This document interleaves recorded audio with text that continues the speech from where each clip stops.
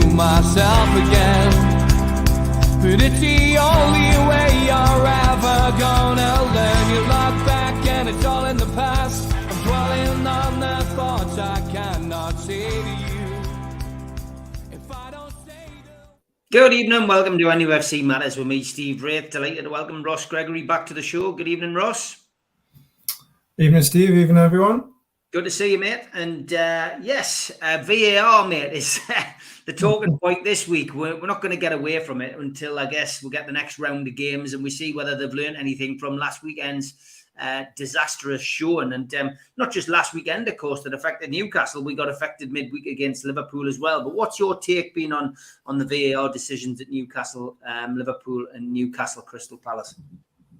Yeah, look, it's been a bad week for VAR, bad week. Obviously on the Newcastle United front, you know, I know it's no consolation to Newcastle fans, but it's something that has blighted a lot of clubs, certainly over last weekend and further on beyond.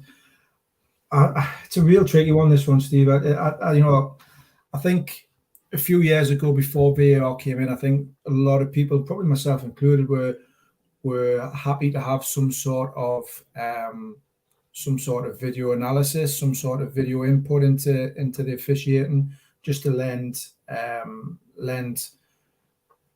refs a hand. It isn't an easy job, but it's just not worked out for me the way that it was supposed to. The problem that you're going to get with VAR is it's not necessarily over the offside calls. You know, the offside calls, I appreciate, you know, the drawing of lines and everything else like that. Sometimes you're looking and going, is that really offside? Is this what VAR was brought in for borderline decisions like Alexander Isak's against Liverpool, where you're talking millimeters, centimeters, you're talking very, very fine margins. Is that what it was brought in for? Or is it penalty decisions? Is it disallowed goals? The problem that you've got with some of those is that it's still subjective. It's still one person's, a referee, whether they're in Stockley Park, whether they're at the game, who are making those decisions. It's not necessarily about the technology in VAR itself. It's about those who and how it's implemented, how people are making those decisions, how that decision was made against Joe Willock on Saturday just beggars belief. It was an absolutely shocking decision, and you know, rightly or wrongly, at least they've come out and admitted that it was the wrong decision. But that's a little consolation to Newcastle United, to fans, to the team which were denied a goal and potentially a win. So for me, it needs a really, really serious look at VAR and what it's supposed to be doing, how it's implemented, how we can make it work better if it is going to stay, because it's just causing as many controversies as it's supposedly supposed to be fixing. Yeah, I mean, Colin Wilson makes a point here. He says, this is the first time that the PGMOL have admitted being wrong. Could we replay the game? I would take a chance on getting an extra 2 points, which could be crucial to us at the end of the season. I don't think they're going to replay any games, Ross. No, absolutely not. And nor should they, to be honest. You know, you can't go back and retrospectively play games and retrospectively manage games after it's happened. Otherwise, we'll be here all day. You know, referees are going to make mistakes. There's human error. People are going to make errors. There's going to be controversial decisions, whether VAR is involved or not. You know, it's not the only you know example. The Newcastle game, obviously, you know, for those who saw the West Ham equaliser that was chalked off against Chelsea, another shocking decision, absolutely shocking decision. In some ways, I thought that was probably worse than the Newcastle one, but you can't go back and replay that game. You can't go back and replay the Huddersfield game with the over the line goal on Sunday, I think it was. We'll be here all day if we start to replay games. The point of the matter is, for me, is that we've got to get to a point where players, managers, and fans alike can trust VAR, where they can get the majority of decisions right, where it's used in the right way by the right people. And unfortunately, the standard of officiating, the standard of officials and referees in the Premier League at the minute is just not up to scratch, whether that's on the pitch or at Stockley Park. Yeah, okay. Lots of people commenting about VAR. Let's take it away from that, though, because I think we've exhausted that on the show this week. Chipper says, do you think Eddie is doing what Pep did with Foden with Elliot Anderson, not exposing him too soon, keeping him on a tightish rein with 20-minute runouts? I mean, I personally think, he's getting it right with Elliot Anderson, and I think his performances are improving game by game, and I think he will get a start eventually. I've potentially earmarked Bournemouth as a game where he might get a start, mate. He's been a breath of fresh air, hasn't he? Every time that he plays, every time he comes on the pitch, he looks like he wants to be involved. He's the man in the ball. He's creating things. He's making little things happen. I think you're probably right, and I think Eddie Howe's probably got it right as well at the minute in terms of not pushing him right into the spotlight and starting him in games. In just giving him little cameos here and there, but I think that the way things are going, the way Elliot Anderson's playing when he comes on, the way some other players who are starting games on maybe is quite performing. I think there's only so long before he's firmly knocking on the door for a start. I'll be honest, I would have him in the team straight away now. I would get him in. Yes, you might have to bring him out again after a game or two, or 2 or 3 games, or after a little while, depending on how he does. But I'm at the point now where I think I've seen just about enough to let's see if you can do this from the start. You might last 60 minutes, you might last 45. And it might be a case of dipping him in and out. But I think what he's shown so far, I'd be tempted to bring him in from the start sooner rather than later. Anybody in particular who you think he might make way for him? I mean, are you thinking Willock here? Or are you thinking of Miggy? Or what? I mean, and again, it depends who's available. I mean, we've got potentially 2 out of our 3, what you would say, first teamers coming back, and in the SM and Bruno. Potentially Wilson in a couple of weeks' time for the Bournemouth game as well. I mean, we could be at full strength. Who would you drop to bring him into the team? At the minute, for me, I think the Joe Willock role, that role that Joe Willock's currently playing, I think, are we seeing enough from Joe Willock? Is he producing it week in, week out? Look, he was unlucky on a couple of occasions against Palace, obviously involved in the goal that wasn't. Had another really good opportunity, gets himself into some positions, but I'm for me in that what I call, so I think if you're playing a midfield 3 of Joe Linton and whether it's Bruno, if he's fit again, or Sean Longstaff, that third man in that midfield 3 has got to be a goal threat. I don't say Joe Linton has been a real goal threat in that role. He's more of a destroyer, someone who will pick up the second balls, who will disrupt play, who will get himself on the ball by that physical presence. The other man in there is there in kind of the pivot role in front of the back 4 to get on the ball and dictate play, to try and do that. And the third one in there for me has got to be creating things in and around the 18-yard box. And Joe Willock did a little bit better against Palace and got himself into some good positions. But that for me would be the role I'd be looking for Elliot Anderson. I know he came on in a wide role against Palace and again looked bright. But if you've got ASM coming back in, if you've got Miggy Almiron on the other flank, who's done really well at the start of the season, if we're being honest, and then you've got somebody through the middle, whether it's Wilson or Isaac or whoever it might be. I think for me, it's that attacking midfield role I'd like to see Elliot Anderson given a punt in, and that's probably in place of Joe Willock. Sefton Mag says, even and all, reading the plan for the future is the new faultless 3D VAR. This should stop toenail offsides and doing away with assistant refs, maybe shadows as well, which seems to be an issue these days. Chris Banks says, Klopp's become more gobby since he acquired his new extra large Nashas. Yeah, I think they did a buy one get 11 free with the Liverpool squad. To be honest, on new teeth, they all seem to be beaming white Nashas these days. We might all get hair transplants with Dr. Cynic joining Newcastle. Me and Keith Patterson and Stu Penn can definitely do with one. Paul Stone says, yes, but VAR changed those decisions. That's the point I'm making. VAR has helped us also. There's nothing against Newcastle. It was just bad refs. Yeah, there is a bit of paranoia, Paul Stones. I get where you're coming from with regards to these decisions. And, we've had a few things go in our favour as well. And I guess the old adage in the get-out clauses, it's, everything balances itself out at the end of the season. It doesn't always work like that, especially if you get relegated, of course.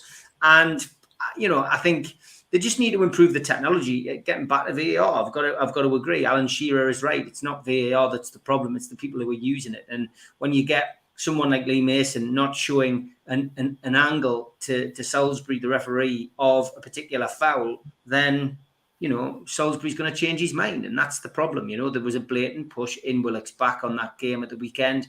Should have been a penalty. Dermot Gallagher, somebody whose opinion I certainly respect, basically said it should have been a penalty. He had three decisions he could make: award the goal, give a penalty, or disallow the goal. And he's gone for disallow the goal, and it should never have been, it should never have been that decision that he went for. So look, it's always going to come down to the people involved, always going to come down to human error. But, let's hope to have a better weekend, and let's hope changes are implied sooner rather than later.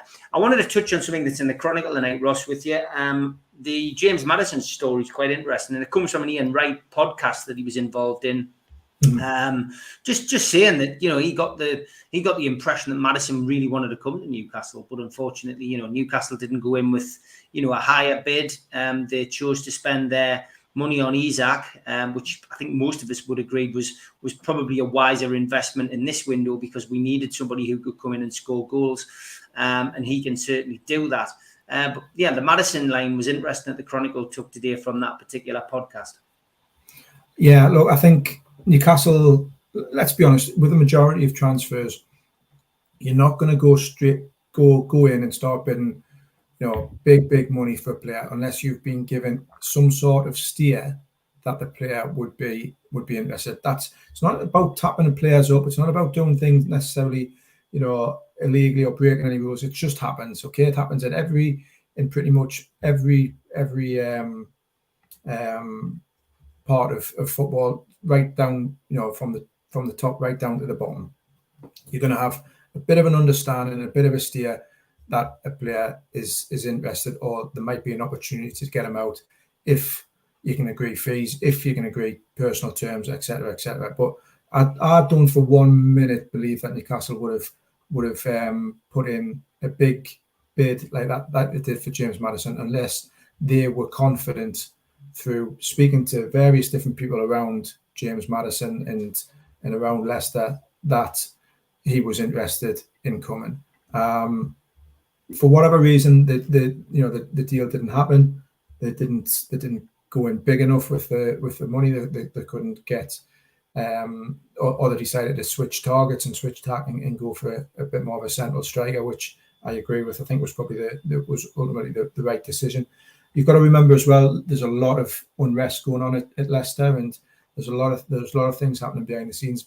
Clubs in the Premier League knew early in the window that Leicester were going to have to sell somebody, and they were going to have to, that money was tight, and that they weren't willing to spend because of the FFP rules and threat that's hanging over their head at the minute. So people in the game knew. That's why Tielemans was being linked with moves. That's why Maddison was being linked with Newcastle. That's why Fofana was being linked with Chelsea and other clubs as well. So it was no surprise that Ian Wright kind of came out with that, in the sense that Newcastle will have known that James Maddison would have been interested in that move long before they put that bid in. Do you think we'll go back for Maddison in January? Steve Middlemas is asking. I'm not sure. I wouldn't rule it out. I think what I would say is going back to what I've said there about Leicester needing to sell and being tight on money. It was the opportunity, I think, in that window to get a player out of Leicester, and Newcastle tried for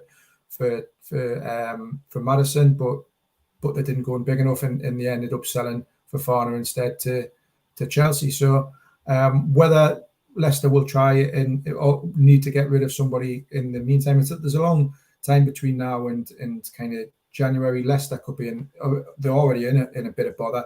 You wouldn't be surprised if they've changed managers by January. If somebody else is potentially in the hot seat, Maddison might get on with the manager better. He might not get on with the manager. There's a lot to happen between now and then.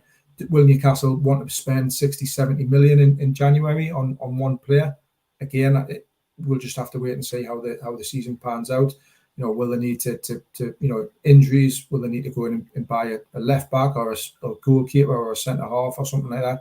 So I think it's one that they'll keep an eye on, definitely. But whether they decide to go in January, there's a lot of water to flow under the bridge between now and then. Yeah, definitely is, and it's one we'll keep an eye on, that's for certain. Chris Banks, getting back to the officials, he says, why do we never see a linesman backing up the referee anymore on crucial decisions? They seem to be totally passive. I've noticed that. It does seem as if they're like, the referee's assistants now are literally there just to put the flag up and put it down, and they do, they don't have much to say or do in this, do they? In the game? No, look, it'd be really good if we could actually get to speak to referees, if we could actually get to speak to officials, to your Mike Rileys, to people like that, and your Lee Masons and Michael Olivers and whatever, and just have a sit down in front of a camera, off the record, whatever it is, and just understand their job, because understand their roles and how they work as a team. Referees and linesmen, there was a point where they worked as a team. I can't remember which one. Howard Webb had a couple of linesmen that always seemed to work with them, and they worked as a team, and you develop that relationship, that partnership, that trust, etc., with anybody. If you're working with a colleague, if you're working in an office, if you're working on a building site, if you're working in wherever you're working, you've got your colleague, your work colleagues who you trust, and you know what they're all about. So going back to the original point, it would be good to speak to a referee and say, look, how does this work? What do you want from your assistants, your linesmen? What do you get from them? What do you get from the fourth official? What's the lines of communication like during a game, before a game, post match? It's very, they will work as a team, but it's very much, it just seems to be this little secret club where we can't speak to refs, we can't hear from them. Everything that they do has got to be shrouded in controversy or secrecy for some reason. Have a little bit of transparency, come out and be open about what you do and the issues and the problems that you're facing and why decisions are made, and people that have a little bit more understanding, respect, probably not get on a ref's back or an assistant's back or the VAR officials back if they actually show us what they're doing, show the fans what they're doing, be open and transparent about it. I love that. It's never going to happen. It's not going to happen in the next couple of years, I wouldn't have thought, but it'd be great if we could.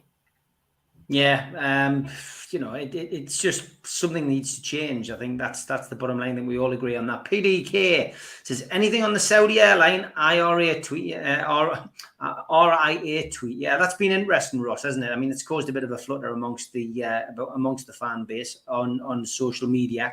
A huge potential sponsor incoming is what we're all expecting, and I'm sure it will happen at some point. But certainly caused a lot of chatter, hasn't it?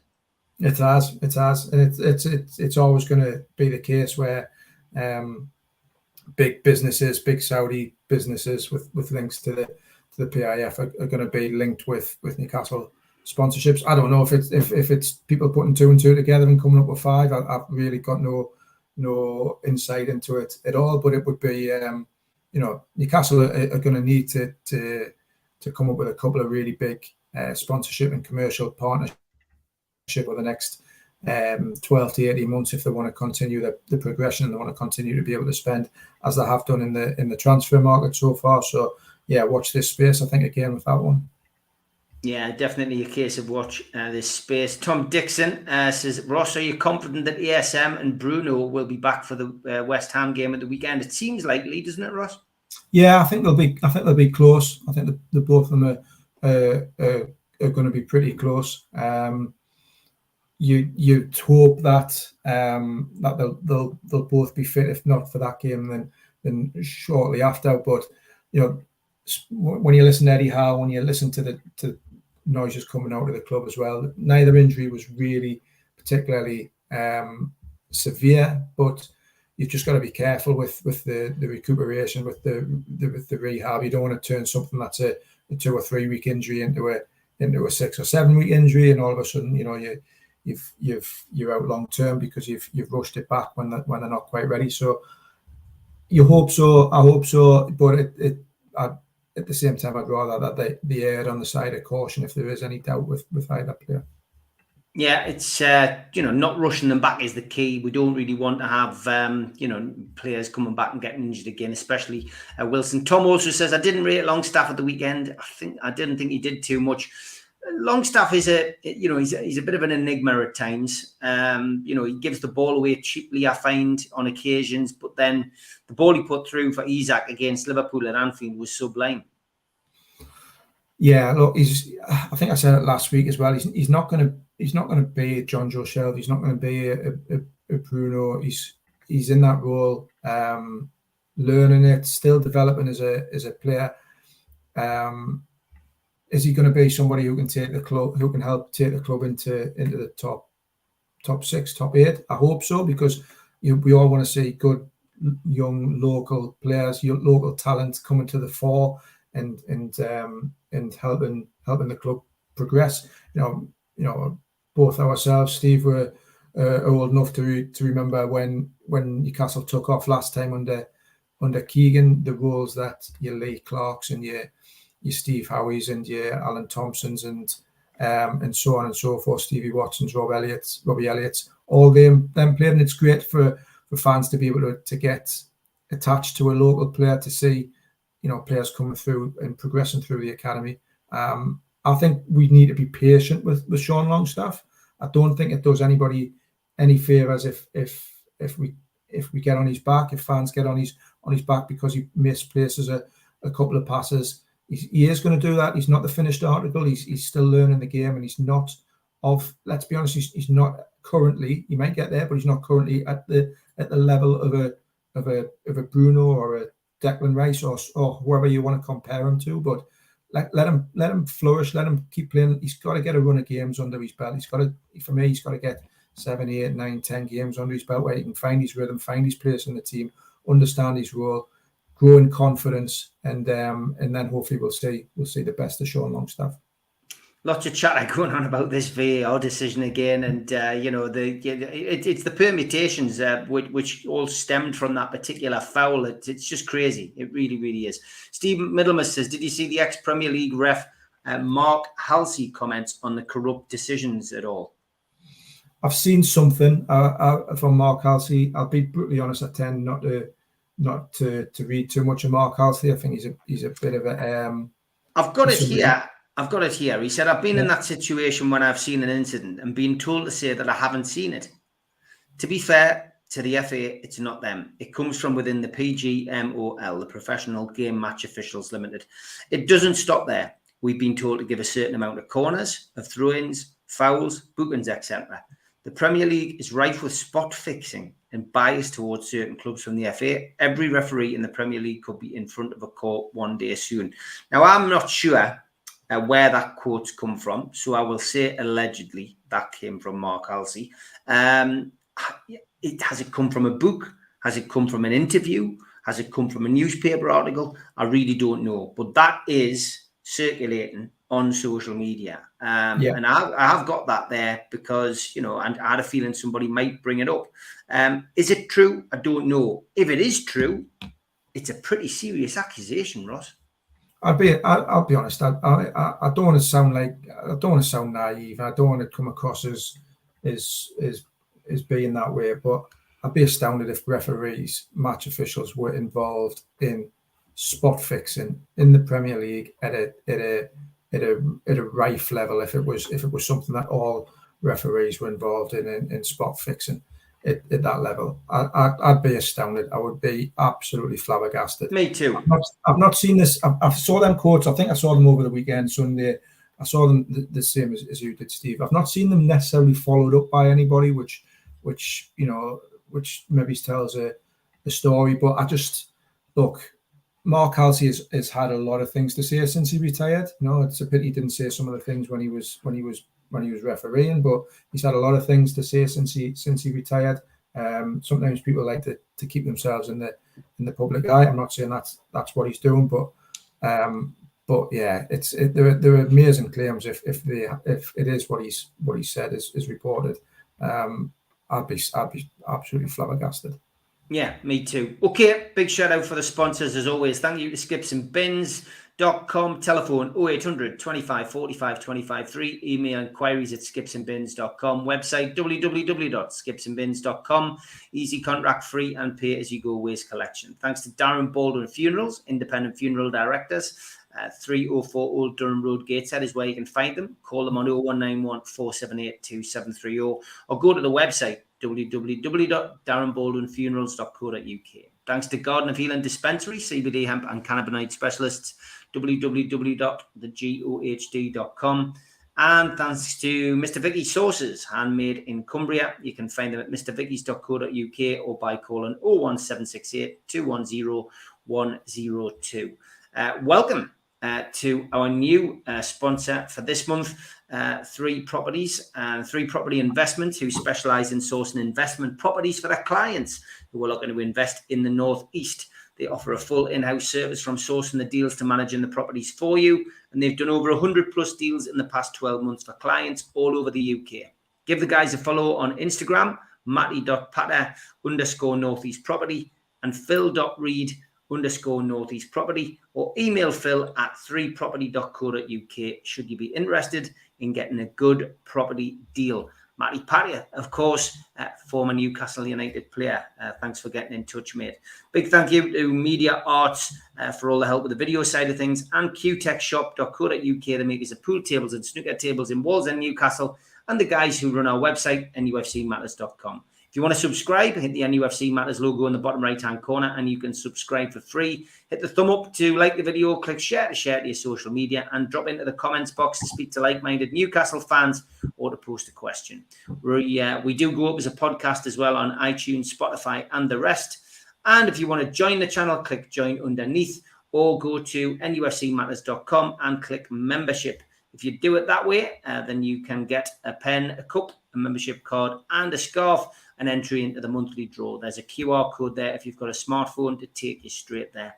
We do send out free car stickers to anyone who subscribes. You just need to email john@nufcmatters.com to get one.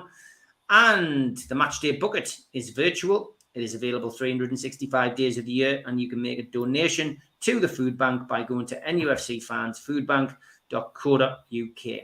I've posted the link in the chat last 24 hours for the Alan St. Maximin shirt. Only 20 plus tickets left, signed and framed by ASM. Click the link in the chat if you want to enter. $2.95 entry. And don't forget, for the food bank, this rather garish and horrendous shirt is up for grabs with my napper on it. So go to my Twitter @SteveWraith and place a bid. All proceeds going to the food bank. Winner will be announced on Friday on the Three Amigos show. Trull says Longstaff is turning 25 in October, so he needs to step up and fast if he's going to be part of the project, in my opinion. Tom says we would have been in the top 6 now if it wasn't for VAR. PDK says if John Joe was fit and we got a midfielder in the summer, Longstaff wouldn't be in the 25. And Mozza, thank you, says Mark Halsey's comment was made on Twitter in 2016, but it is now deleted. L. Stapleton, yes, I agree with this 100%. Sad news about John Tudor. He's got sports-related Alzheimer's. His son has started a GoFundMe page to care for costs. We will look at that more in depth with Supermac and Gibbo on Thursday, and I'm sure we will help by posting the link then as well. PDK says we should give Longstaff more time, but we should throw Anderson in now. And how many people slated Miggy last season, says Paul. It's an interesting debate, this one, because we brought in Isak, Ross, and ultimately Isak is the first player that Eddie Howe has said he would quite happily pair in some way, shape or form, we're not sure how yet, with Callum Wilson. And it's probably because he can play, probably on the right side. He could just drop off the forward. So I think we might see Wilson and Isak on the pitch. Maybe not this weekend, maybe Bournemouth, who knows? But I'm sure it will happen at some point, won't it?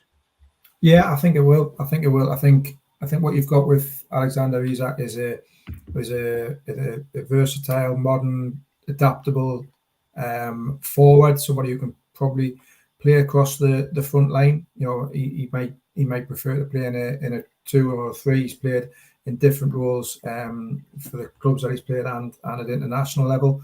I think he's somebody who they'll definitely look at pairing with Callum Wilson when Callum Wilson's fit and have him coming off the side or dropping into a bit of a more of a 10 role. He's pacey, his movement's great. He can take players on. He's not just somebody who's going to stand through the middle and work the line.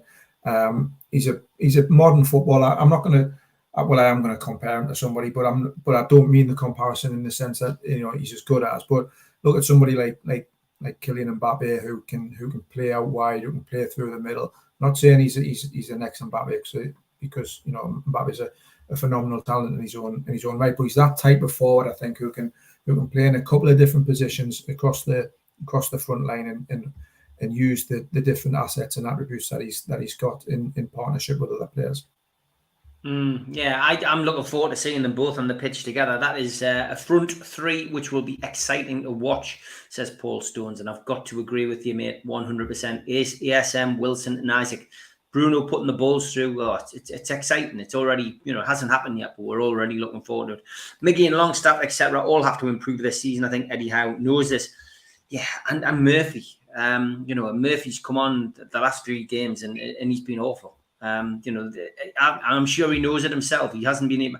I made the excuse for the Liverpool game. It must have been so difficult for anyone to come into that game. It was such a fast-paced game and very difficult. But Crystal Palace at home, coming on, not shining.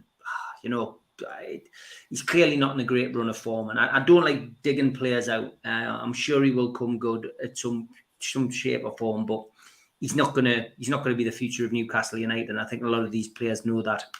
Keith Oliver says there's a dearth in quality of game controlling pivot central defensive midfielders. Look at the top clubs and how games are going. If you analyse our opponents' midfield, none of them have outperformed us, bar Brighton. Yeah, and it's a point, Keith. It's a good point to make. Defensive midfielders are very important. Don't get praise from the supporters because people don't see the work that they do. And ultimately, you're very, very important in any team that's going to go on and eventually win something. 1 win in 6. Yes, we've had difficult fixtures, but pressure on how we'll mount if we don't win soon, says Tom. Oh, Tom, really? West Ham and then Bournemouth at home, 4 points minimum needed. Pressure won't be on now, I don't think. And not at this moment in time. 3 clean sheets in that, Tom, as well, which I'll come on to in a second. Do you not think Miggy's carved out a good partnership with Trippier? Just a pity on his end product. Yeah, it's a good point, isn't it? I mean, Miggy grafts. That's what he gives you. Grafts 100%. But assists and goals is where he's lacking, Ross. Yeah. That's what he's in the team for. That's what he's in the team to do. His work rate's great. He presses from the front and he does a job for the team. But at the end of the day, if you're one of that front 3, you need to be contributing with goals, with assists. That's why Newcastle looked elsewhere in the summer as well. Why they looked at various players across the front 3 players who could play on that right hand side.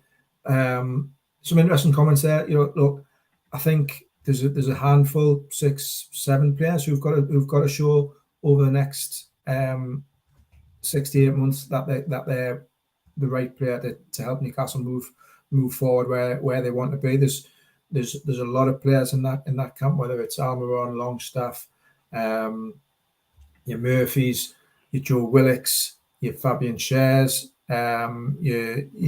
even people like your Dan Burns and your Joe Lintons.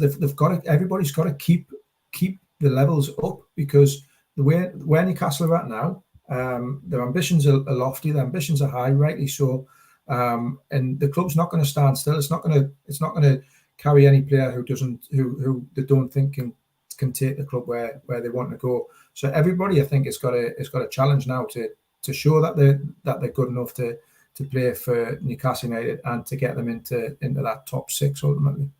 Yeah, it's over to you, really, isn't it? As far as the players are concerned, you've just got to put your best efforts in, and if your best efforts aren't good enough, then at least you can look yourself in the mirror and say you tried. But ultimately, they've all been handed a fantastic opportunity at a great club with which has now got real ambition, real intent and desire to be one of the leading lights in the Premier League. You can't ask for a better platform now, I don't think, for Newcastle players to play on. Go out, give it your best. If it's not quite good enough, and I think we understand that for a couple of players it won't be good enough. But there's others who I think are in that kind of in that zone where it could go one way or the other. They could rise to the challenge and actually perform consistently at a very good level, or they could fall away. So it's going to be interesting to see the club's progression over the next 12 to 18 months.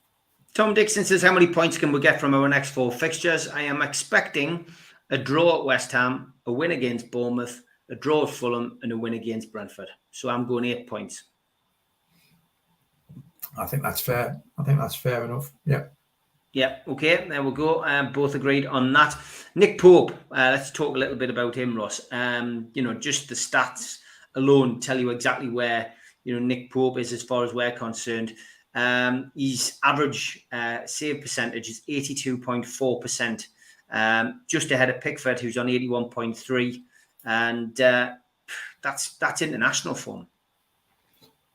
It is. Look, he's the start that he's made to his Newcastle career couldn't have really gone too much better. There was a couple of eyebrows raised when Newcastle signed him, not because of the money or because they didn't think he was a good player, a good goalkeeper or anything, but just because Martin Dubravka was the man in poor position, and it been a very, very good player for Newcastle. But Pope's come in and just been fantastic. Fitted in seamlessly. If he continues this form that he's shown, he's going to be right bang in the mix for a place on the plane to the World Cup. He's probably not going to force his way into the starting team for England, but he's definitely going to be on that plane if he continues his form. Yeah, I mean, it's just it's great stats, and for my perspective, I think he will usurp certainly Pickford at some point. I think they will both go to the World Cup. There's no doubt about that, and he's already got his own song, Nick Pope, in the middle of our goal, which is great. In fact, I'm struggling to remember the last time we had so many players, Ross, who've got songs with the fans. We've been singing about Alan Shearer, Andy Cole, Les Ferdinand, Pavel Srnicek, you name it, over the last 14 years, and suddenly now we've got 6, 7, 8 players with songs. It's like going back to the Entertainers days.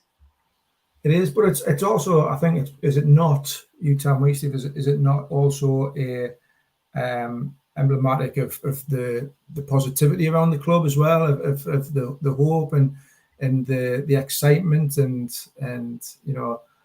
not just the quality of players, but just that general feel for the club and that positive vibe that people want to be singing and chanting and coming up with new songs and everything else like that. Not that I'm saying that it was the fans didn't want to sing and chant and everything else like that beforehand, but there's a whole different vibe around the club, a feel good factor around the fan base, around the players, which people can buy into now after Mike Ashley's left the club, I think. Yeah, no doubt about that, mate. It's really, really positive. I did forget to mention this earlier on when we're doing the ads as well. Somebody was asking earlier, are we doing anything for the takeover? We are. 7th of October is the anniversary, 1-year anniversary of the takeover. Anyone who is a cult member, anyone who's signed up as a member of NUFC Matters cult comes for free. The rest of you, £2 tickets in advance from the website, nufcmatters.com. All proceeds going to the food bank. I'll be there. Steve Hasty, John from QDAC will be popping down. I'm sure Keith Patterson will be along. It'll be a great night. Just a bit of a get-together, a bit of music on in the background, and just a chance to meet everybody, a bit of a social, just to celebrate the takeover. And I'm sure we'll have some stuff on the big screen, etc. So it'll be a good chance to get down. All proceeds to the food bank. Great opportunity to help the lads and lasses who do a cracking job on a match day just over the road from Shearers. Tom Dixon says, Ross, do you think Callum Wilson will make the England squad? No. Neither do I. And No. it's just purely down to fitness. I think it's down to fitness. If I was Gareth Southgate, look, he might even be fit by then. He might be fit and he might be in a good run of form, and let's say that he is. But as a manager, you're going to take somebody in a squad away that you maybe don't trust is going to not break down, if that makes sense. It's not as if you can go out and bring somebody else in. I just don't think, even if he is playing well and fit and in the team, I just don't think the manager's going to necessarily trust his fitness over an intense kind of 3-4 week period. No, I just think it's too much for him, isn't it, at this moment in time to even contemplate that. He wants to concentrate himself on getting back to the form that he found at the start of the season. Yeah, and having a little 4 week kind of break away from it, obviously be training and everything, might not be the worst thing in the world. And certainly from a Newcastle perspective, well, you want to have the best players in the world in your squad and in your team. Equally, it's nice to have that little bit of a rest and them come back refreshed after the World Cup, because it's going to be, again, as soon as that World Cup's finished, you bang straight into Premier League games, and it's going to be an intense kind of run of fixtures once they come in. So let's hope that there's 2 or 3 or 4 go away to the World Cup. Maybe there's a couple more, but I wouldn't be, selfishly, I wouldn't be adverse to some of them staying at home either.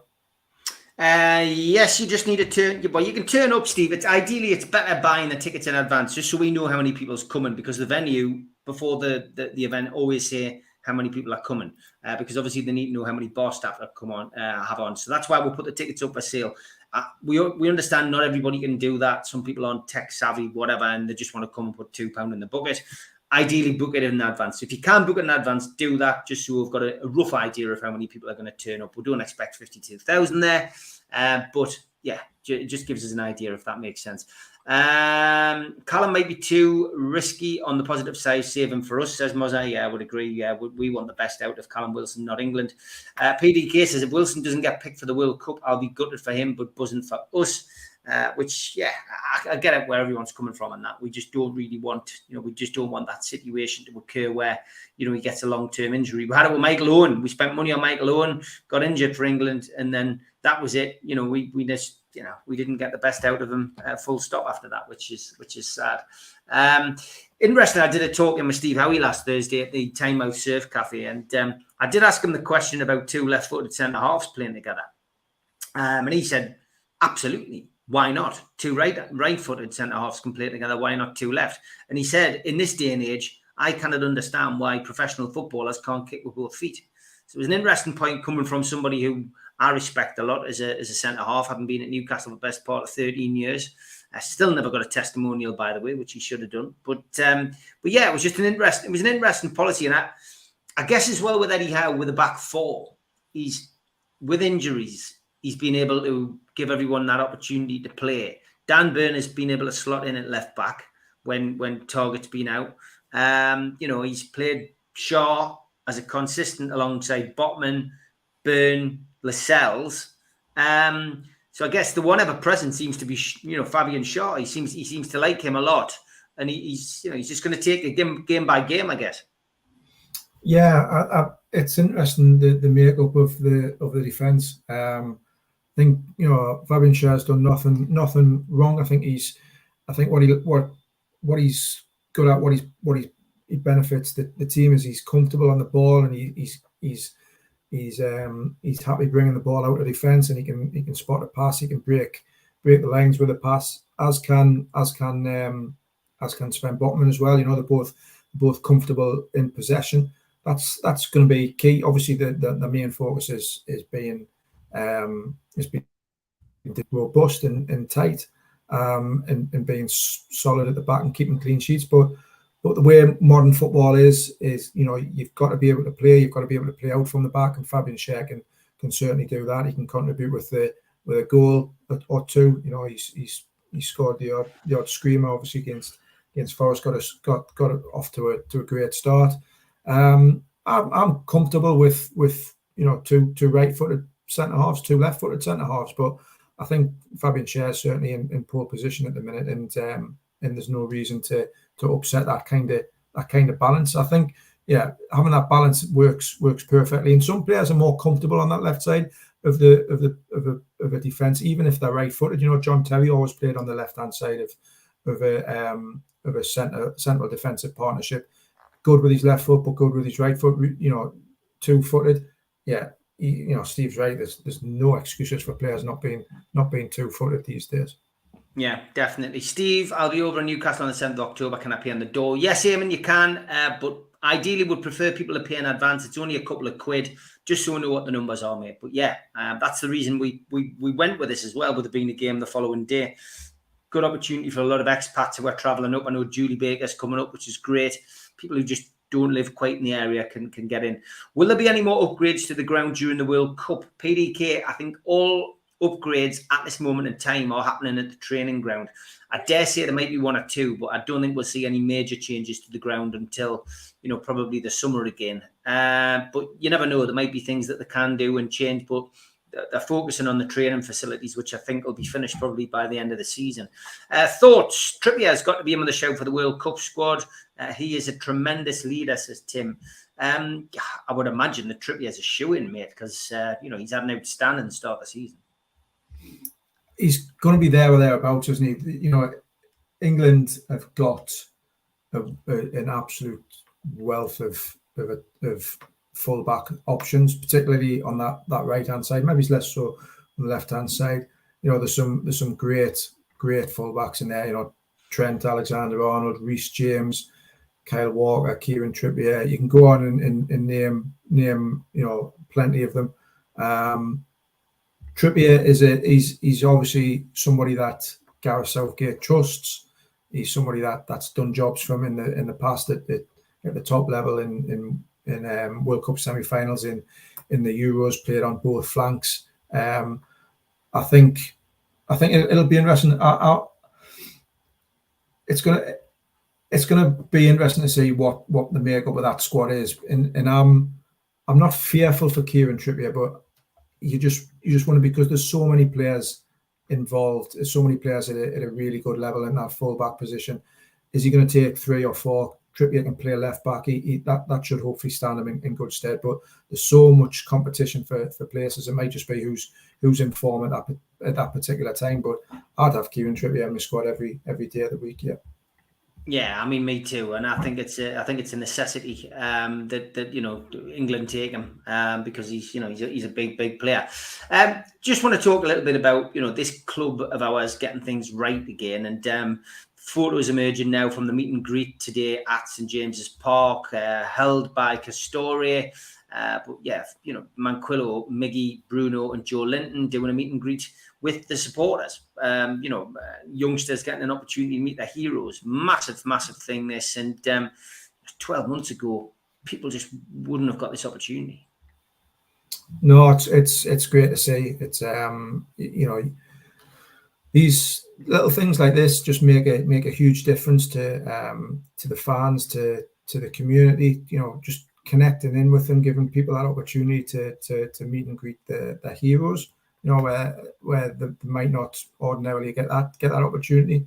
I know I keep going. You know, this will be the second time I've kind of harped back to the Keegan era, but the stuff that Kevin Keegan did and the players did around similar sort of things, about connecting in with the fan bases, open training sessions at Maiden Castle. Now, I'm not suggesting we go back to those days, because that was you know, those days are long gone and wild. But even having the odd training session at St James's Park during the summer holidays, so the kids can come and have a look. You know, we've done those in the past.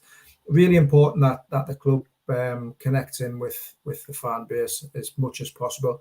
And it doesn't have to be every day or every week, but you know, putting on events like that are great to see, and it's all positive stuff from the owners. Yeah, it's massively positive. Yeah, kids go back to school. Most of them go back tomorrow, I think. To be sure. You know, I think that some schools went back last week. Some schools go back next week. So yeah, I mean, that's why there's a lot of kids off. Tom Lynch has another brilliant thing to see was NUFC holding their committee meeting at St James's Park. As someone in the Irish club back in September 2008 and being part of its founding, that was lovely to see. I did see Alex Hurst's tweet go out last night. You know, lovely backdrop of St James's Park in the dark and the pitch under light. But yeah, look, again, it's positive, isn't it? The supporters, and the club have always been distanced, and that certainly hasn't helped relationships. But yeah, NUST. The one where you're voting people in, it's recognised by the club. The club have to have meetings with them. I think they were in meeting what we would have termed as the new fans liaison officer, Sarah Metcalf, last night. Great stuff. Yeah, look, the more things that they can do with that, the better. The more conversations and dialogue that they can have with the fan base, getting different opinions, understanding what matters to the fans. It's not just about what happens on 3 o'clock on a Saturday afternoon on the pitch. There's fans are a lot more intelligent and savvy and understanding of some of the things that happen around the club. So you've got to have that dialogue, whether it's about ticket pricing, whether it's about kit, whether it's about travel, whether it's about the state of the ground or whatever. There's so many different avenues that the club needs to open up with the fans and get their opinion and understand some of the concerns and understand some of the areas that they want to see improved. And it just makes for a better, more cohesive, more joined up, club, rather than this is what we're doing and we don't care what you think, which is unfortunately been the case in past regimes. Yeah, and let's hope, that there's no situations develop where we've got to have, another, meeting at the Irish club, which is what Tom was going on about. I've been to so many of them over the years as a supporter, as an organizer. I want to just continue to do what I'm doing, which is just go and sit in my seat with my dad and my brother and enjoy watching Newcastle play, and get on the train or the bus or the car and go and watch Newcastle play away from home. It's fantastic, it's a breath of fresh air to me, and not having any politics to deal with and just talking about Newcastle on this podcast is enough for me. Long time coming at the club shop. I remember when I was a youngster with Supermac and Alan Gowland. Great for memories and setting up young generations again. Tim couldn't agree more on that. Okay, Newcastle, West Ham this weekend, and I'm appreciative you've got to get off because you want to go to watch Wickham play tonight and take your money on the turnstiles, I would imagine. Newcastle have got West Ham. It's another London game for us, and it's an interesting one. It's the battle of the two teams that felt hard done by VAR, isn't it? It is. It's going to be an interesting game. There's the kind of the side story of Bruno's fit against his big pal Luis Paqueta, who was obviously heavily linked with Newcastle during the summer. So yeah, look, I think West Ham are a team who've probably, I'm not saying they've overachieved, but they've certainly had a couple of really, really good seasons and shown what can be achieved with some smart recruitment, with some good management. Whatever people think of David Moyes, he certainly got West Ham into a really good place over the last couple of years. They've shown that they can mix it in with the big boys and that they can challenge that top six and potentially break into it. So, they haven't started the season as well as what they would have hoped for, but they're still a really difficult team to play against, and it'll be a tough challenge for Newcastle, that's for certain. Certainly will be. 2 o'clock kickoff on Sky, and no team news, bit early for that at the start of the week. But what's your prediction, Ross? You going to go for a draw that we suggested earlier? Yeah, I think so. I think a draw would be a really good result for Newcastle. Obviously, we all want to win. We all want to come away with 3 points, and the record at West Ham's been up and down over previous years. We had some good results there, but equally come unstuck a couple of times as well. So I just think, I think it's going to be a really, really difficult game. So I was going to say a 2-2 draw, but I'll probably go for a 1-1 draw. I'd like to see Newcastle be a little bit more clinical in front of goal in that final third. But if they can be as clinical as we know that they can be at times, then they might pinch a win. But they're not quite firing in that final third at the minute for whatever reason. So I'm going to go for a hard-fought 1-1 draw. Who's Wickham got tonight? We have got Sunderland RCA, black and white versus red and white, Steve. I wonder which way it'll go tonight. Prediction for that? Oh, dear me. Well, we played each other in the FA Cup a couple of weeks ago on the Sunday in front of a big crowd at the Glebe, and Wickham won 4-0. So RCA are going to be bang up for this, looking for a bit of revenge. It'll be closer than that. I'll go for a 2-1 Wickham win. Great stuff. Happy birthday to Bobby Saxton today. Of course, here under the late great Jim Smith, the Bald Eagle. Not somebody who covered himself in glory, but happy birthday to Stefan Givosh, World Cup winner, did absolutely nothing at Newcastle. And Steve Hardwick, a former goalkeeper of this parish. Happy birthday to Steve Hardwick as well. Thanks to everybody in the chat for their contributions. I will be back tomorrow, 6 o'clock with Geordie's here. Geordie's there. And thanks to Ross. Give us a quick promo for where people can find your work, Ross. Yeah, doing bits and bobs on the Chronicle, on the Mirror, on the Express, on a few Reach titles, and you can catch me on Twitter at RossGregory9. Great stuff as always, mate. Catch you next week. Take care. Cheers, Steve. Cheers, guys.